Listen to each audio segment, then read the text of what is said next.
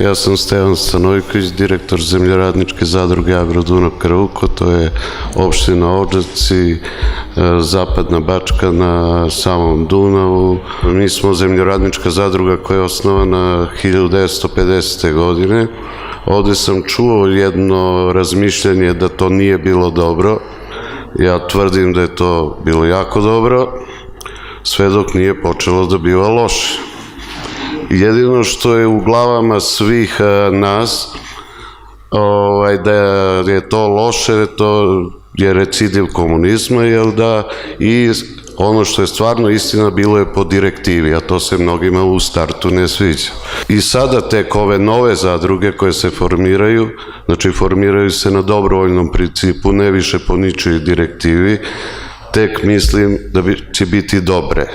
90. godina kada su se dešavale neke stvari na ovim prostorima, naravno da je i zadrugarstvo i samim tim i naša zadruga ušla u probleme i 10. marta 1999. godine, sad ću vam ispričati jednu bajkovitu priču, ali neki znaju i kako je to izgledalo i kako danas izgleda, mislim, vama će zvučati bajkovito, ali mislim i da na taj način da vas podstaknem i ohrabrim u ovoj vašoj nameri i ideji koju imate da ostvarite u sledeći par godina ili meseci, sve zavisi od vas. 10. marta mi smo otišli u stečaj, Zemljoradnička zadruga otišla u stečaj sa 2 miliona maraka duga. 4 godine radnici nisu dobili platu, 1400 hektara je bilo u parlogu, od toga dobar deo u višegodišnjem parlogu. Na farmi nije bilo ničega osim nekih radnika koji tamo nešto rade.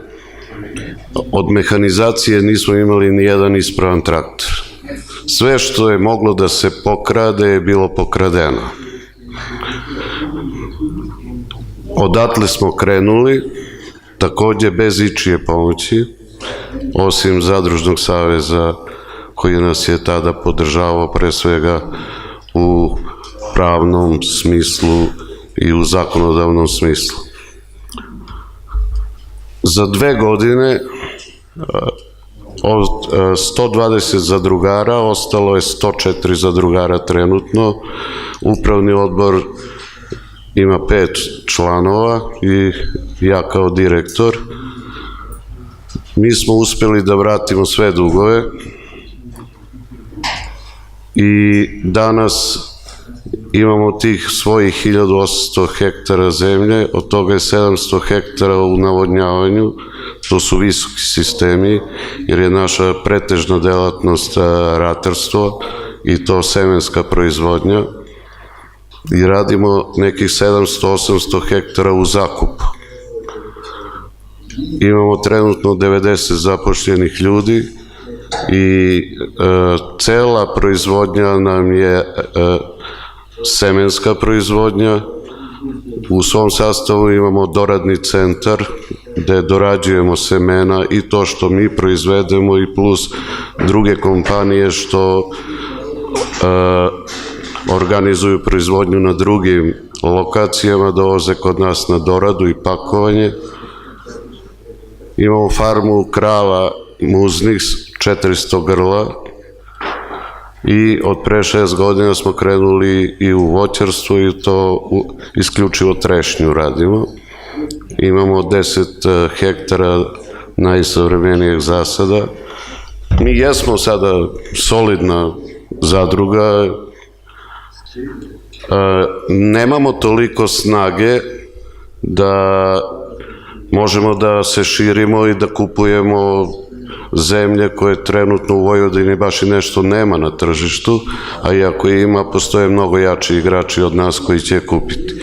Koji je jedini način da mi možemo da se širimo i da povećavamo obim proizvodnje?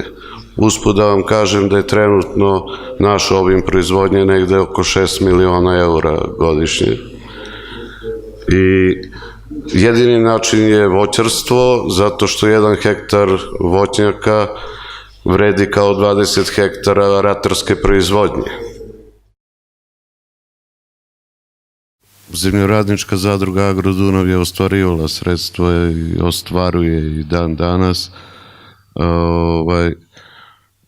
Jednog momenta su zemljoradničke zadruge bile diskriminisane kod Ministarstva poljoprivrede i nisu prepoznate, međutim preko Zadružnog saveza i preko svojih organa smo uspeli da se zadruge izjednače i sada zadruge u svim konkursima koje raspisuje, da li je to Ministarstvo poljoprivrede, da li je Pokrajinski sekretarijat za poljoprivredu, zadruge ravnopravno se tretiraju i kao fizička lica ili kao ostali pravni subjekti, što je veliki pomak i sada još lakše možemo da dođemo do tih sredstava.